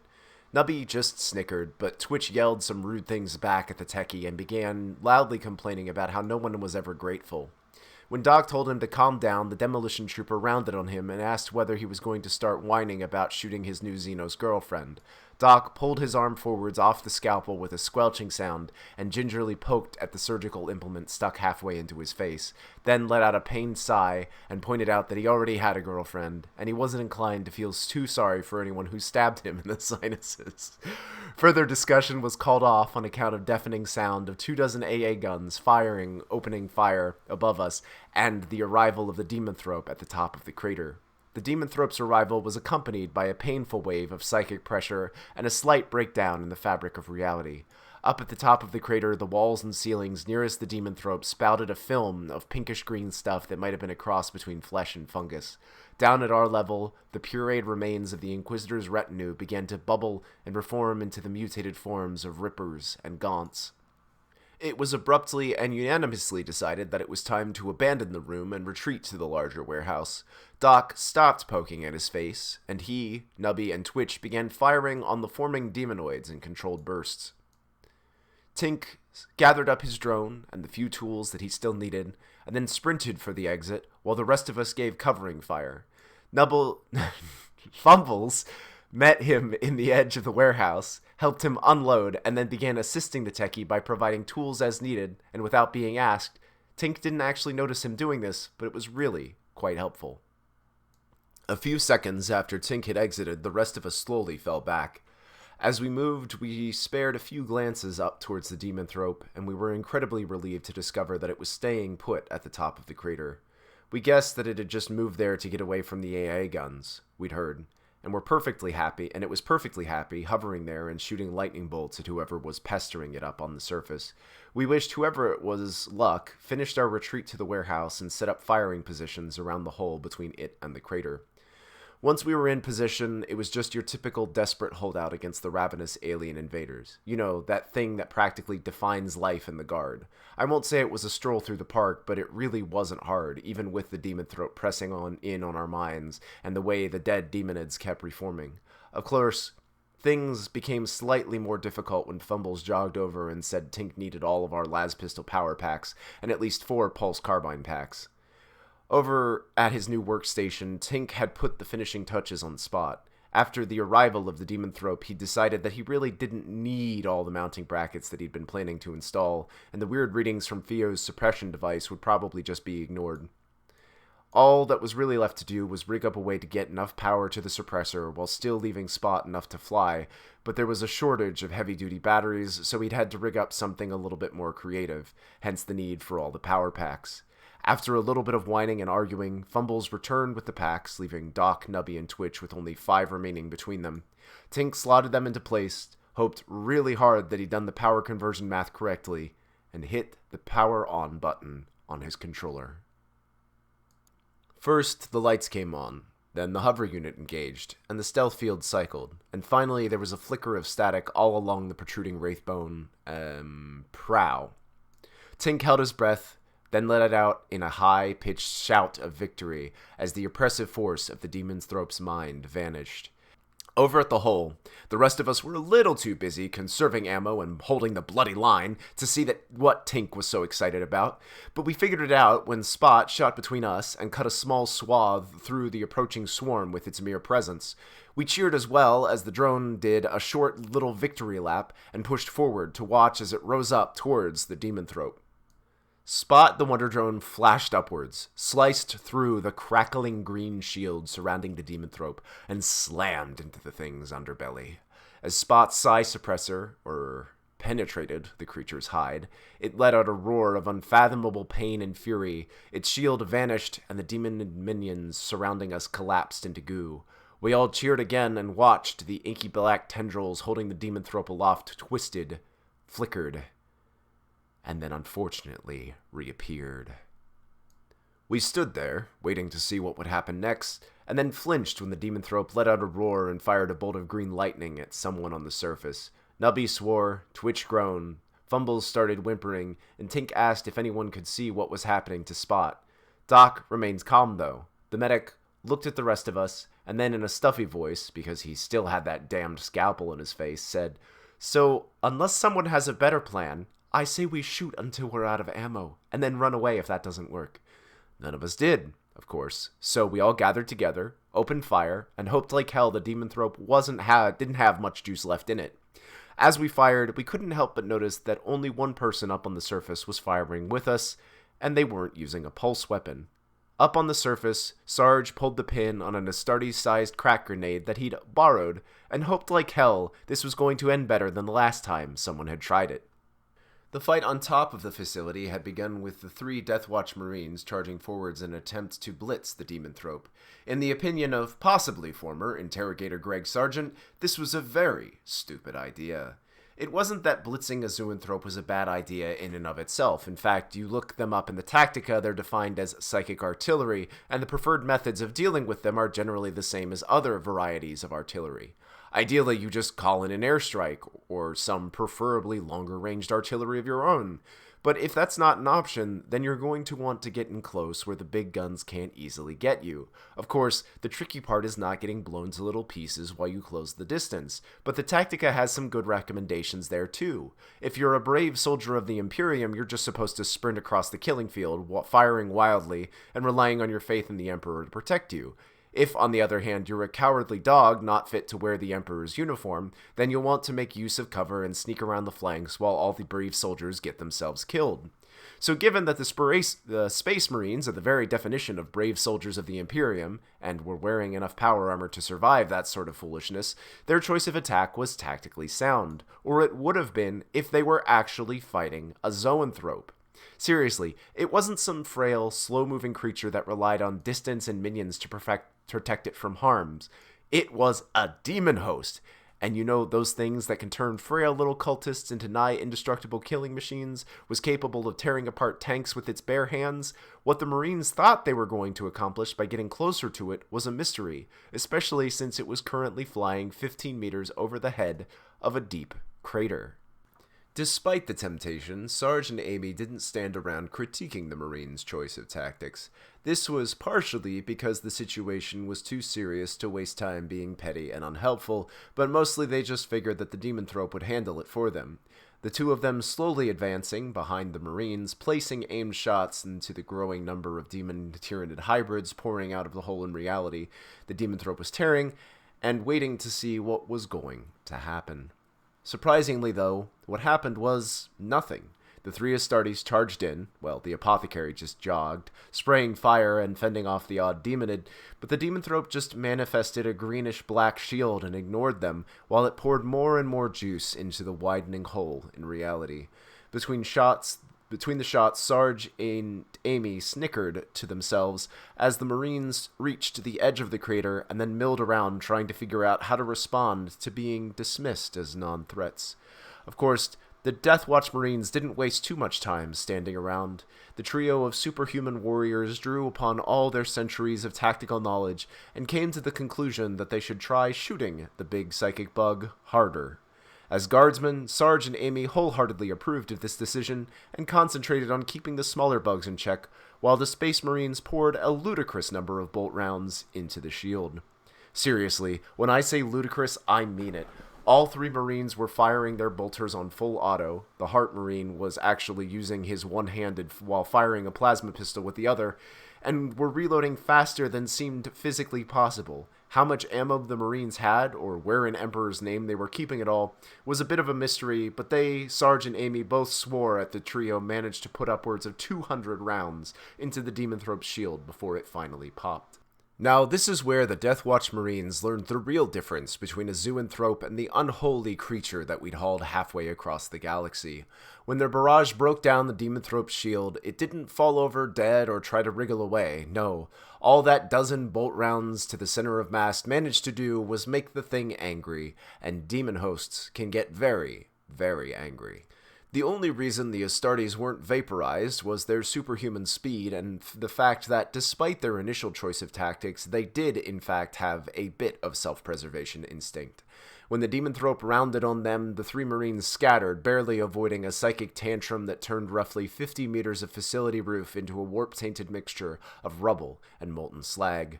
Sarge and Amy watched the light show, noting the power of the attacks, and the way bits of dead demonoid rose into the air to fill in the Demonthrope's bolter wounds. They congratulated themselves on their decision to stick to shooting the little bugs. Eventually, though, the Demonthrope's tantrum ended, and the bug turned back to its now shrinking portal. It seemed to go pensive for a few seconds, then with a flap of its wings, the bug entered the portal, and its oppressive psychic presence vanished. Sarge and Amy stayed in their cover, waiting to see what horrible thing would happen next, but after a solid minute of nothing, they went back to picking off the demonids. A few minutes later, the last of the bugs were dead, the Marines had clawed their way out of the rubble at the edge of the destroyed area, and everyone was gathered around the shrinking warp portal. As the hole finally disappeared with a little Sarge sighed in relief, then froze as the grumpy Marine said, More power than I expected, but far less courage. That was almost too easy. Amy got as far as, "You just had to before a nearby mountaintop exploded in green light. The green light was followed by the familiar psychic screeching and appearance of a rift in reality large enough to peek over the top of the mountain. Sarge sighed and facepalmed, while Amy decided it was time to boost morale via friendly insults, specifically ones targeted at the grumpy Marine and whatever retarded chapter of retards spawned your retarded ass. The black and white Space Marine didn't seem to take these completely innocent comments very well, but before anything could come of it, both Sarge and Amy were yanked off their feet. The apothecary and Heart Marine tucked the two guardsmen under their arms like fussy children and began running up the mountain at a pace that could be described as terrifying. Sarge, possibly because he was far less of an asshole, was carried facing forwards, which meant that he was able to watch as the mountaintop grew larger and grew a layer of flesh fungus, and a tide of mutated gaunts poured over it. He briefly considered picking a few of the bugs off while the apothecary ran, but gave up after an especially large jump jammed his carbine scope halfway into his eye socket. Amy just swore at the Heart Marine and promised terrible vengeance for such an undignified treatment. The ride ended when the first of the demonids came into range. Sarge was placed on a boulder with a good view of the bug-covered slope, Amy was unceremoniously dumped onto the ground, and the three Death Watch Marines began advancing towards the glowing mountaintop. Once again, it was a matter of Sarge and Amy providing covering fire while keeping their heads down, but this time the rough terrain and large number of hostiles meant that the Astartes' attack was far more of a slog than a blitz. Not that the lack of speed made it any less impressive. These are the Emperor's Angel of Death we're talking about. All three of the Death Watch Marines collected more kills than Sarge while simultaneously dealing with enemy attacks and climbing a bloody mountain. If it weren't for the fact that Amy's sniping skills, not to mention her techno-heretical armament, managed to keep her in the lead on points, Sarge might have to admit that honest guardsmen couldn't compete with genetically engineered super soldiers. Anyway, the advance to the top of the mountain went off with only 2 or 3 sketchy moments, the worst of which was when the grumpy Marine let himself get flanked by a bunch of mutated Gaunts for some reason. I mean, seriously, he just stood there like an idiot, pawing at his belt. It was like he forgot how many grenades he had or something. Amy had to pull off an absolutely amazing barrage of double kills to keep his stupid ass bug-free. Aside from that, the time when one of the larger demonids almost managed to sneak up on Amy before Sarge noticed it, and the incident with the looser-than-expected boulder, the advance to the mountaintop went smoothly. Of course, you know what Murphy says about attacks that go very, very well. Well, technically what happened wasn't an ambush, so maybe the old adage isn't perfect, but the end result is about the same. The top of the mountain was a smallish plateau with a bunch of science-y antennae on it, plus a growing rift in reality with an irritable demon throat. The 3 Deathwatch Marines advanced right up to the edge of it, cleared out a last wave of Gaunts, and then all 3 prepped crack grenades and vaulted over the lip of the plateau. Neither Sarge or Amy could see what happened next, but at least one of the grenades must have struck its target because the demon throat let out a mind-rending screech of pain. Unfortunately, it also let out a blinding blast of green energy, which shook the entire mountain, guardsmen included, like an abusive nanny. Sarge wound up lying on his back, blinking and trying to remember what he'd been doing, and then flinched as something large flew a few meters over his head. He reflexively turned and watched the object sail a few dozen more meters, clipped a boulder, cartwheeled in a short arc, landed with a crushing sound, and finally skidded to a halt. Sarge blinked again, idly wondering why the unidentified crashing object looked so familiar. Then, his dazed brain kicked back into gear and put 2 and 2 together. Got 5, decided it was close enough, and signaled his mouth. Holy shit, it's raining Space Marines! Amy, who was even more out of it than Sarge, moaned and crawled into cover beneath the nearby boulder. Not because she understood a single word of what Sarge had said, but because taking cover was the guard-issued response to confusion and incoherent orders. She huddled there for a second, clutching her head and wondering why she ever left her regiment, then registered what Sarge had said about the same time as the dazed non-com realized it himself. Both of them jumped to their feet, ran downhill towards the crumpled form of the Marine formerly known as Grumpy. Actually, former was a bit premature. When Sarge reached the battered Marine, he was still breathing and in possession of over 3/4 of his appendages. It was hard to say whether the missing foot was due to the blast, the fall, or the pack of demonic rippers that had started gnawing at the Astartes while Sarge was staggering around, but it's not like it really mattered. After some initial clearing, Amy began picking off all the nearby bugs, while Sarge propped the wounded Space Marine up in a cover-providing rock and tried to decide what to do next. His thought process was interrupted when the rock exploded. For the second time in 5 minutes, Sarge found himself on his ass, wondering what the hell was going on. This time, though, the sight of the demon throat drifting down the mountainside shook him out of it. He staggered upright and analyzed his current situation with the speed of the truly desperate. It was a complex tactical situation. Sarge was bleeding, slightly burned, and had at least 1 broken rib. The Space Marine was still conscious and was now slightly less than 3/4 intact. Both of them had been flung a few meters down the screen slope and were now the top of a 20-ish meter cliff. Friendlies-wise, Amy wasn't anywhere to be seen, and neither were the other Deathwatch Marines. So, as for hostiles, all the little bugs in the area were dead, but the demon throat appeared to be focused on the wounded Marine and was gathering greenish-black electricity for another attack. Finally, the only option for cover was the smallish pile of rocks a few meters away, which was way too far to drag a ton of power-armored Space Marine. It was a tricky situation. In fact, it was the sort of tactical problem that a tribunal of senior inquisitors might spend an entire day and a half arguing over. Sarge didn't have that sort of time, though, so he responded to the complex tactical situation by pushing the Marine off the cliff. Despite the apparent retardation of his plan, it worked. The wounded Space Marine flopped over the edge a bare second before the demon throat's attack hit. Instead of being blown to pieces by a bolt of green lightning, the wounded Space Marine merely suffered a bone-shattering fall and a downward tumble. This was unquestionably a win. Unfortunately, Sarge wasn't in much condition to appreciate it because it had taken him just a little too long to shove the heavy Marine over the edge. The blast caught Sarge in the back as he scrambled for cover, inflicting a few more shrapnel wounds and superficial burns in addition to knocking him prone. He struggled back to his feet as the demonthrope screeched in, rage and deprived of its original target, turned its metal-covered face towards Sarge. The dazed non-com attempted to stagger the rest of the way into cover, realized he'd never make it in time, and raised his carbine instead. He got off only 3 shots before the demonthrope's eyes flared. An invisible force ripped the gun up and out of Sarge's hand, and then began inexorably pressing in on him from all directions.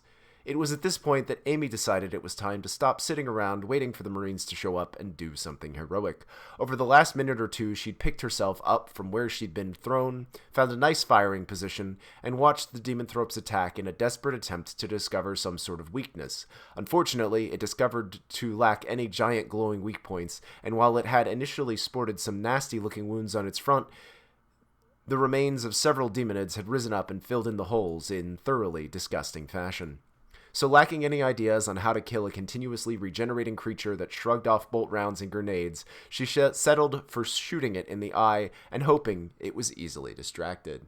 The demonthrope screeched and released Sarge as the pulse round punched through the metal plate well into its face and put out its left eye. It then turned towards Amy, and then turned and caught a shot in the other eye. As Amy had suspected, neither shot did much to incapacitate the creature, but they sure as hell did piss it off. The rock that the markswoman had fired from exploded in a shower of semi-molten shrapnel, but by that point, she'd already rebased. Amy popped up from her new position, landed yet another headshot, and then scrambled backwards over a ridge of scree, where she then paused for a second before picking out another good-looking rock. She scrambled downhill, keeping the small ridge between her and the enemy, until she reached the rock where she readied her rifle for another shot. It was then, as Amy rose up for her third attack, that she realized it had been really, really stupid to assume the demonthrope would keep hovering around a few meters above the ground level while it chased her. Amy peeked out from cover to find the demonthrope a mere 30 meters above and in front of her, and with a corona of green electricity already gathered around it, the markswoman reflexively flinched backwards, but it was already too late. There was a flash of green light, a blast of heat, and then nothing.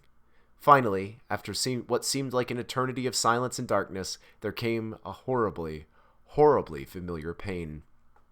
A couple hundred meters away, Sarge paused his search for his dropped carbine, then listened in confusion to what sounded like the bellowing of a stuck grox.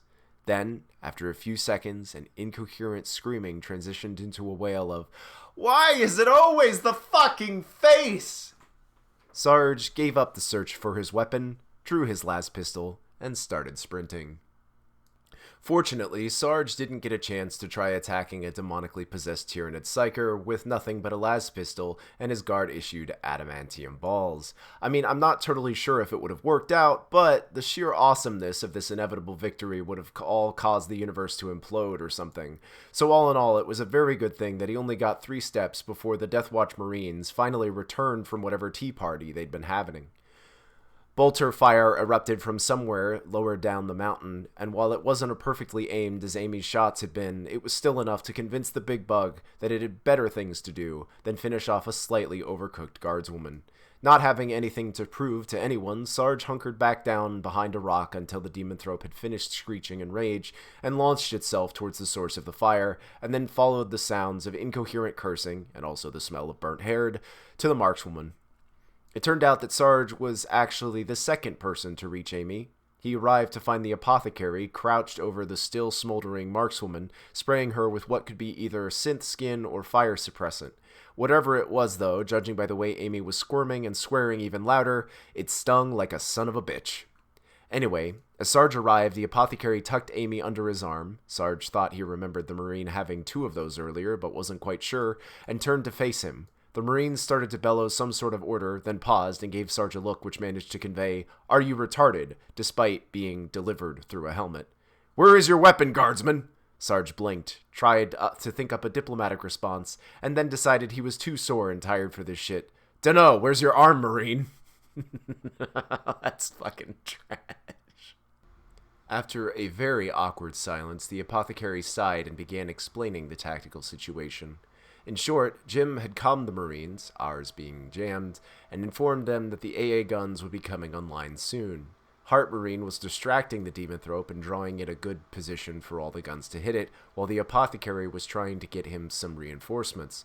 Unfortunately, the apothecary had been disarmed, and running on stims. Grumpy Marine's diagnostic cogitator was reporting massive trauma and something like 50 broken bones, and Amy had been temporarily blinded. So Sarge was all there was, and he'd lost his bloody gun. Anyway, there was a bit of yelling, a bit of negotiation, a futile search for whatever Amy had dropped her weapon, and just maybe a small amount of theft. In the end, Sarge left Amy and the incredibly battered Grumpy Marine to the apothecary and ran down the mountainside armed with far too large bolter and an oversized crack grenade.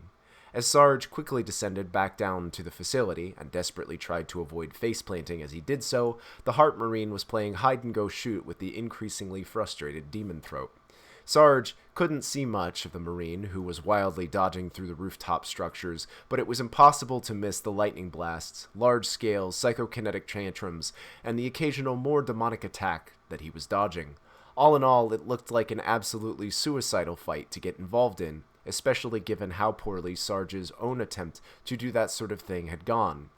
His back was absolutely killing him.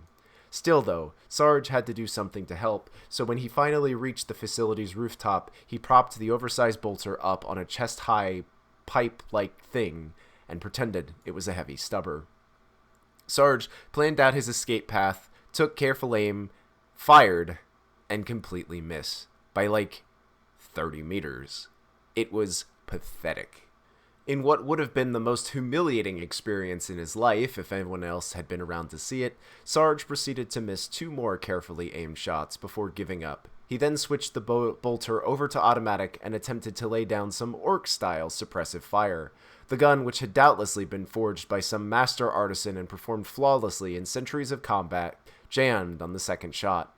Swearing like only a nom-com can, Sarge picked up the jammed bolter and threw it at the Demonthrope. The heavy gun sailed a good 10 meters below the Demonthrope, bounced off a pipe, and over the edge of the roof. When asked what had happened to the bolter afterwards, Sarge told the apothecary that the Demonthrope had used its telekinetic powers to snatch it from his grip. He didn't become aware of the rooftop vids recorders had caught the whole shameful show, including his blatant lie, until far, far later. After spending a second cursing the stupidity of what he'd just done, Sarge drew his las pistol and finally scored a hit on the Demonthrope. Unfortunately, las pistols aren't known for their ability to pierce demonically reinforced chitin, and the creature just ignored the pitiful attack as it continued trying to kill the Heart Marine.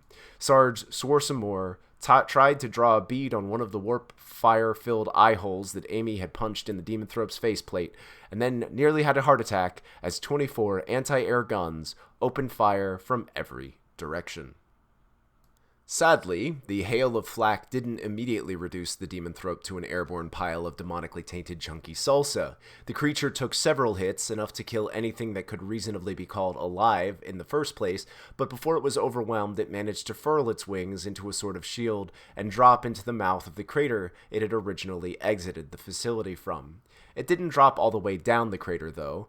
Once out of the AA turret's line of fire, it spread its wings again and began regenerating its wounds. Sarge swore as the creature's refusal to just die already, but noticed that it was a lot more trouble healing itself than it had previously. He wasn't sure whether it was the lack of nearby demonids to cannibalize, the corpses had disappeared after the warp rift had closed, or if the creature was finally running out of juice, but either way its regeneration was going slower. Unfortunately, it appeared to be countering this difficulty by getting even more demony. Some of the wounds were filling in with eyeballs and tentacles instead of chitin, and the local area was getting awfully warpy. As Sarge moved to close the crate to the crater, in a vague hope that the shorter range would let him use his las pistol or grenade effectively, he crossed through patches of rapidly growing mutating plants, chittering, whispering, frost, and other lesser phenomena. Of course, compared to the stuff he'd seen during Warp Voyage with the Demonthrope, these phenomena were positively mundane. He soldiered through them without any problems more significant than one of the little biting bugs that the Demonthrope loves so much getting partway up his pant leg before he squished it. Still, though, it slowed him down a bit, which meant that only the Heart Marine was there to keep pressure on the bug while it healed up. Luckily, the Marine, as a big boy who could handle himself, only suffered a few non-fatal injuries during his wait. So Sarge finally pushed through the last phenomenon, a patch of snow and ice that was actually quite refreshing compared to the local scorching temperature, at about the point when Tink finished booting up Spot. He watched with the same sense of triumph, then disappointment that the rest of us felt when the Wraithbone armed drone impaled the Demonthrope and the thing still didn't die. Just like the rest of us, and the Heart Marine, decided the only thing to do was keep attacking and hope that Spot was weakening the bug enough for regular weapons to finish the job. Sarge put his las pistol away, spent a good few seconds gauging the distance to the Demonthrope and the weight of the Astartes-sized crack grenade, and then threw the explosive at the bug's back while it launched one of its green lightning bolts. The grenade flew through the air in a perfect arc, hit the Demonthrope right between the base of its wings, failed to adhere properly, and dropped off. Fortunately, especially for those of us standing under the Demonthrope and the grenade, Sarge had let the crack grenade cook a little. It exploded about half a meter under the creature, and pretty much the entire lower quarter of the thing, plus a good chunk of its back, was instantly removed. It writhed in the air, spraying ichor and screeching, and for a second we all thought between the blast and the small arms finder, we'd finally done it. Then we noticed the damage to Spot.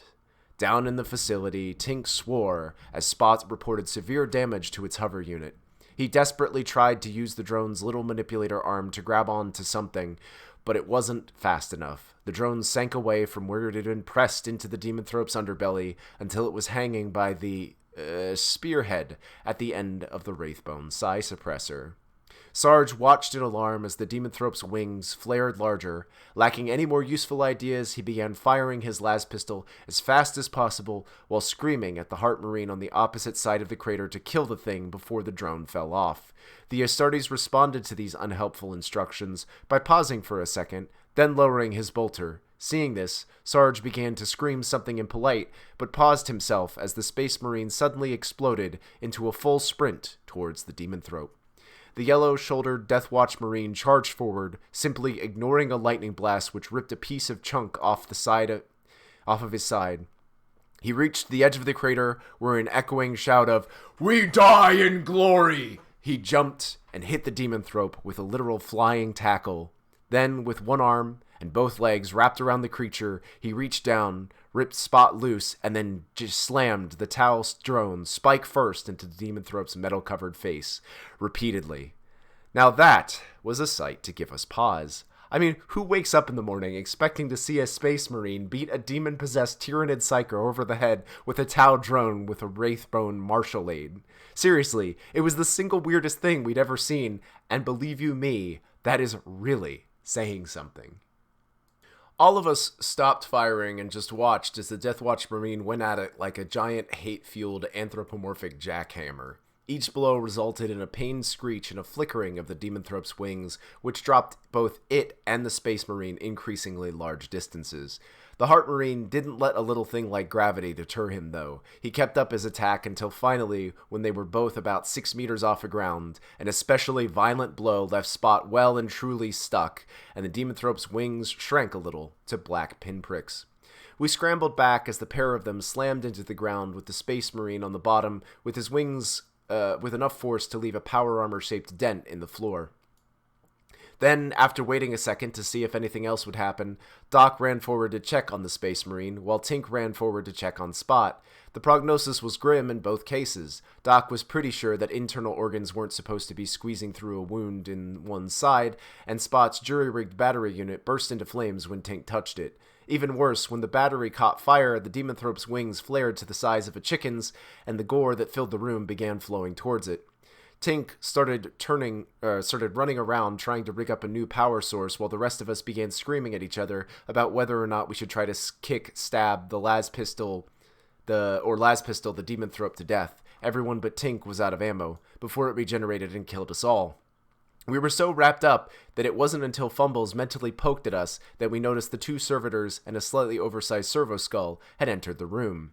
As soon as we turned, and Twitch had been stopped from snapshotting anything, The big servo skull began transmitting a rather nasal voice. It welcomed us to the lab, informed us that we were 2 months late delivering the zoanthrope, and asked if we'd seen the Inquisitor's rosette anywhere, as he needed it for opening the rest of the stasis units, and Doc, who still had a scalpel in his face, seized on the word zoanthrope, my lab, and stasis, and interrupted the skull.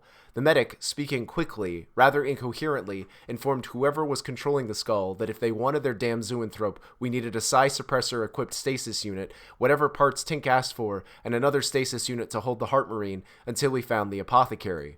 The skull rocked backwards, probably imitating its owner's shocked expression, and began to respond before Doc cut it off again and shout, "Now! Now! Now!" This was enough to convince whoever owned the facility that we were serious. The servo skull fell silent and zipped away.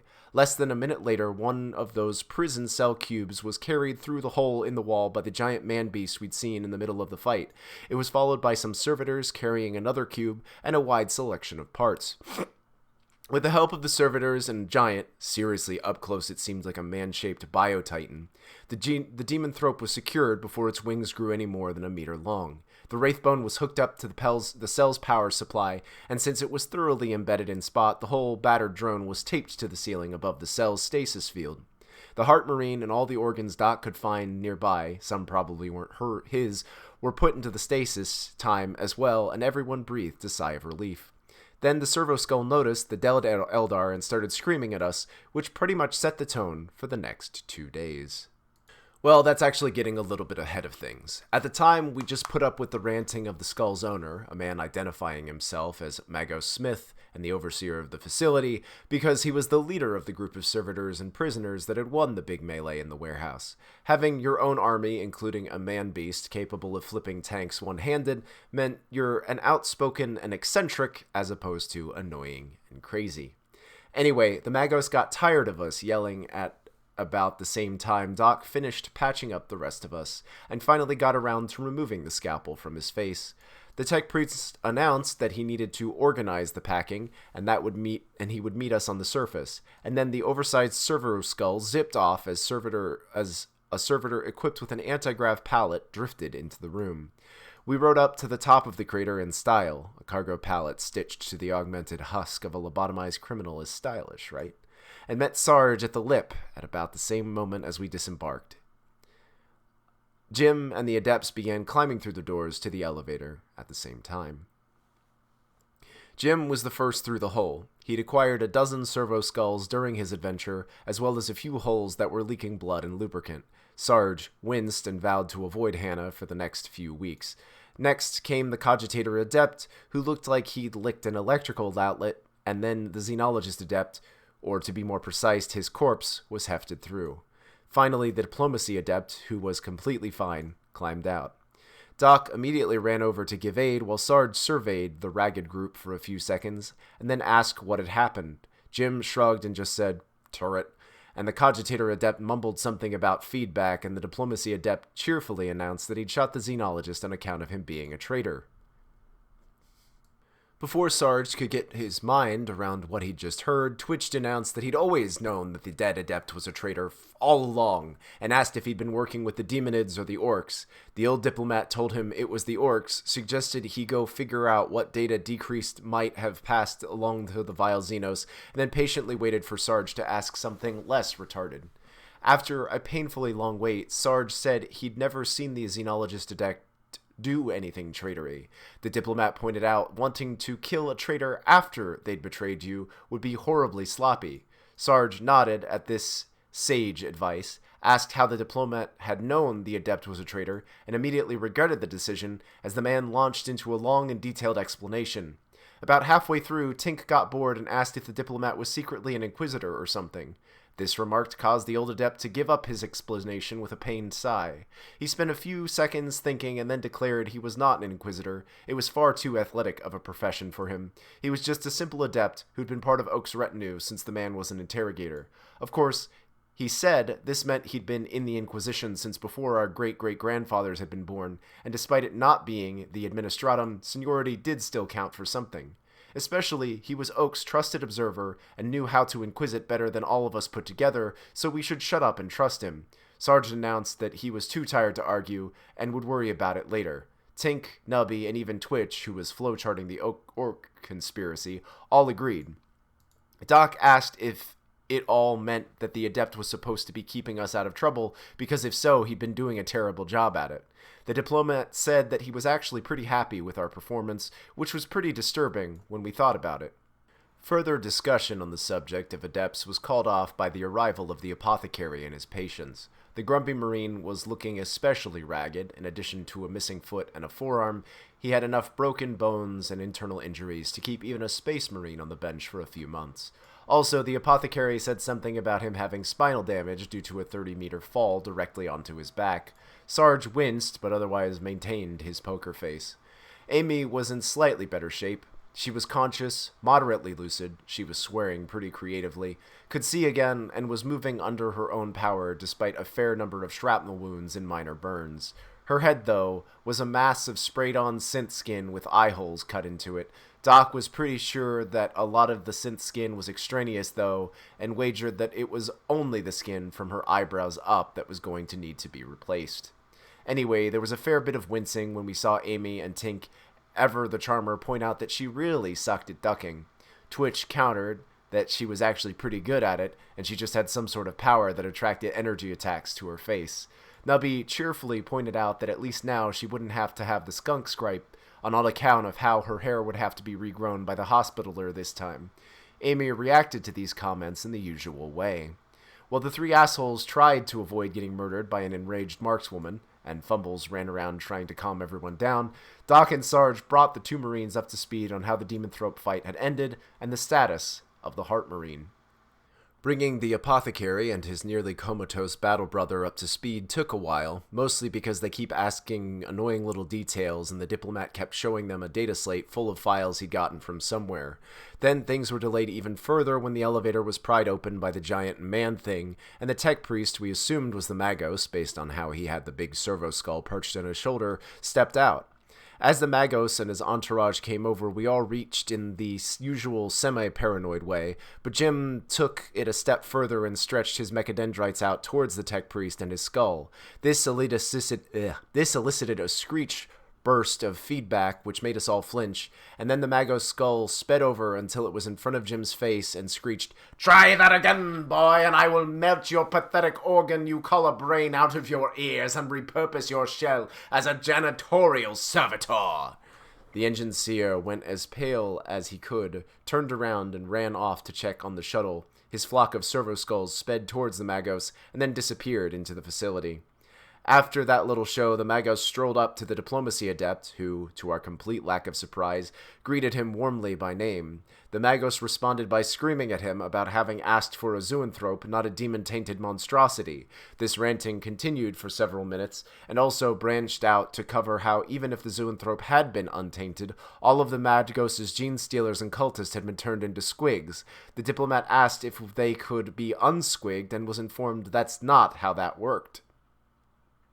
The yelling ended, at least for the time being, with the Magos promising to file a complaint with Oak. He then turned to Sarge and asked where the squished Inquisitor was. A moment later, the Magos' skull flew down into the facility with an inquisitorial rosette hanging from its oversized mechadendrite. There was an awkward moment after the skull departed where they all stared at the Magos, waiting for him to continue yelling or whatever. The diplomacy adept found this hilarious for some reason, and after a few seconds told us not to worry about it and went back to talking to the apothecary about files, records, political cabals, and other such stuff we had no interest in. This continued a while, during which most of us wandered off to find some shade, waiters, smokes, etc. Sarge stayed put, though, and after a few minutes he signaled the rest of us to return. We listened as the apothecary announced that he'd suspected the Inquisitor hadn't been following proper disposal and investigative procedures, but the date we'd provided proved it. He was certain that the small room at the bottom of the crater was some sort of private cache where especially valuable artifacts and samples were being stored for use by the Inquisitor. This was a grievous breach of responsibility, bordering on heretical even, given the nature of the evidence being stolen. The apothecary said he now believed the mission had always been more about theft than investigation, which was probably why the Inquisitor had been so unhappy when the Death Watch team had been assigned to assist him. The diplomat smiled at this, as if prodding a promising pupil, asked the Space Marine what he was going to do next. The apothecary thought for a few seconds, then declared that his assignment had been to assist the Inquisitor in the investigation, not perform it on behalf of the others after he'd gone and killed himself. This set off some sort of objection from the half-comatose, grumpy Marine, but he was pretty incoherent, and the apothecary just tranked him and continued. To sum up what was, in our humble opinion, a bunch of overly dramatic barracks lawyering, the Death Watch Marine decided, with the occasional suggestion from the diplomacy adept, that they were going to just pack up their shit and go home. They would take the command of the Inquisitor's ship when it got back from futilely trying to send astropathic messages and to end any of his surviving retinue and haul it back to some Death Watch fortress or other, and their superiors could sort things out. So basically, yeah, you guys are probably in the right here, but we don't really want to get involved. We're going to creatively interpret our orders and just leave you here with your questionably legal research facility, conspiracies and counter-conspiracies, and assorted other bullshit. We'll send a new investigation over to arrest you in a few weeks. Try not to accidentally pack up all your shit and leave before they arrive. It was very screw the brass response, and in that moment we all felt a very deep sense of camaraderie with the Marines. We didn't say anything, though, because even the most reasonable Space Marine would probably take offense at being congratulated on how guard their decision-making had been.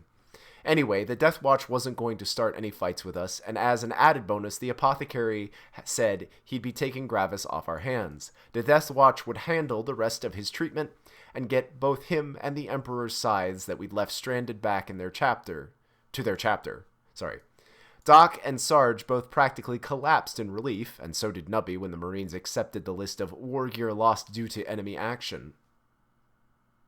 Once the Marines had wandered off, the diplomacy adept breathed a sigh of relief and announced that it was probably time for us to know what was really going on. There was a unanimous sarcastic response about how that would be a nice change, which the old man ignored as he explained that he would only give us the basic story. Apparently, the question of whether to burden us with the details was something best left to the Inquisitor Oak, that Oak was assigning us to for our next mission. We all took note of that part, but kept quiet since the Adept was finally telling us stuff we needed to know. The Adept started talking about all sorts of political stuff with factions and conspiracies and schools of thought and other shit, then paused when Tink asked what Thorianism meant, that the Inquisitor was really fond of thunderhammers, and if that meant that he was very fond of thunderhammers. The diplomat dialed the level of detail down a bit and tried again. After 3 more attempts, all of which ended in spectacular confusion, the old adept took a seat on a pipe and restarted one last time. Look, ever since Oak first became Inquisitor, he's been struggling against an enemy inside the Inquisition. We don't, or at least I don't know exactly who these people are, but we call them their minions, the Susnavum Conspiracy, after the name of the school they tried to build. No, not Swiss Knive Room, it's High Gothic. Please stop trying to call them... Just stop trying. Please, let's just call them the Conspiracy. Okay, this obviously isn't getting through to you. Let's try this again, with visual aids. You see this sock that I'm drawing a little inquisitorial rosette on? Hi, I am a shadowy group of inquisitors who have fallen under the influence of chaos. You can call me the Conspiracy. Hello, I am the Inquisitor Quernicus, but you can call me Oak. Ha ha ha, we are going to use inquisitorial resources to create a successor to the Cognite, which was a super evil and heretic school for bad people. An evil Inquisitor school, you say? I am going to stop you, then take your plan and use it to make a good inquisitorial school. Take that! Curses, you and your retinue of brave, intelligent, and handsome individuals have foiled our evil plot. We will get you for this, Oak, and take the school back for ourselves. Not if I get you first! Take that! Take that again! Ha ha! That was only one of our useless minions. We're far too evil and sneaky for you to ever catch the real us. No one is too evil and sneaky for me to catch. I'll track you down even if it takes me 300 years. At this point, Nubby interrupted to ask if Oak was really 300, and if that was the case, why did he look all young and normal while the Adept looked like an old raisin man? The Adept put the sock puppets down with a sigh and said that Magos Smith helped with that. Before anyone else could ask pedantic questions, the servo skull returned, and both the Magos and his giant man-beast started moving again. They both strolled over the elevator and retrieved a mobile stasis unit that matched the one we'd seen the cell we'd crammed the Demonthrope into. As he brought it over towards us, the Diplomacy Adept announced that we could get the rest of our information from Inquisitor Cesariat. There was a brief period of confusion until the Adept explained the Cesariat had been Oak's liaison to the Magos, not the Inquisitor who'd been compressed into a ball of gore. Anyway, the Adept claimed that Oak sent a message to the base saying we should be assigned to this Inquisitor after our delivery. Sarge looked at the orders and acknowledged that they looked pretty official, but didn't actually have any clue if it was real or not. The stasis unit deactivated, and the Inquisitor slowly sat up. He scanned the area, then his eyes came to rest on Sarge, and realization hit them both at the same time. Oh no, not you again! Amy, Tink, the Adepts, and the Magos watched in confusion as the rest of us alternately groaned, swore, cursed ourselves for remembering that Cesariat had been the name of the second interrogator that we'd ever been assigned to.